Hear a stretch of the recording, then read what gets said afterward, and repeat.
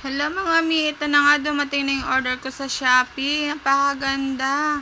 Anong tawag dito? Yung pampatigas sa sa sapatos. Oh mga mi, baka ibang pampatigas iniisip nyo ha. So ito yun, ang tawag dyan ay shoe shield for sneakers or anti-crease wrinkled fold. Support sa 2 cup ng ating mga shoes. Napakaganda niyan mga mi, tingnan nyo naman. Ang ganda-ganda na, ayun o, tigas na siya o kinakabit ko na.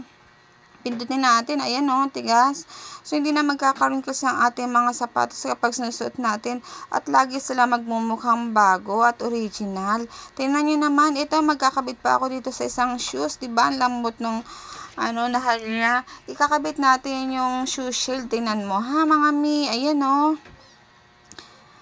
Ingat lang sa pagkabit, pero malambot naman yan. Malambot yung shoe shield.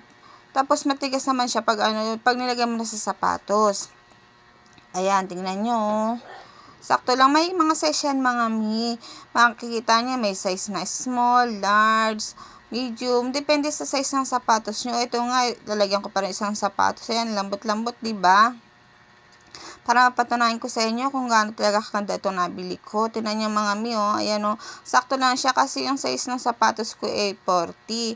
So, ang binili ko na ganyan na shoe shield ay large. Tingnan niyo, kasya lang siya. Ayan na, makikita niyo, oh.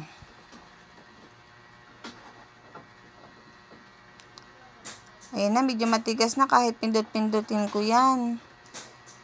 O, ayan o, tinan nyo naman o, sobrang lambot kapag wala pang shoe shield. Ayan, kahit anong pindot ko sa kanila, hindi siya na nagkaka-wrinkles yung shoes ko. Kita nyo naman kung gaano kaganda.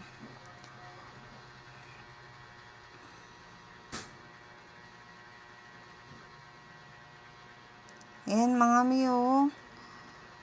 Kaya saan ka pa? Magpabulol ka na rin mga mi. Ito nga pala, may bigay din ng sapatos si Binay. Ayan o, bagong shoes nila to ngayon. Ay, extra si Mingming. Gusto rin siya magpa-video. Gusto man sumikat, Mingming. Bebenta ba kita? No, hindi kita bebenta. Ayan, may tatak na Makati kasi galing yan kay Binay. Nike yan. May tatak na M. So, Mickey na lang. Naging Mickey na yung shoes kasi hindi naman siya Nike galing sa Makati. Ayan, medyo malambot din siya. Pero maganda yan kasi nag-spec din. Original din yung bigay na sapatos ng Makati.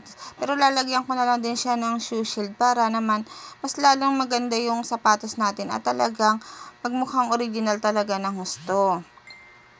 So, ayan mga mi, nakita nyo. Nalagay ko na rin. Lahat ng binili kong shoe shield ay large yan kasi size 40 yung mga sapatos ko saka ang sapatos ng anak ko. Tingnan nyo naman mi, oh. Ang ganda na, oh. Lalong gumanda yung bigay ng sapatos ng Makati. Okay mga mi, magpabudol na rin kayo. Link in my bio. Bye-bye.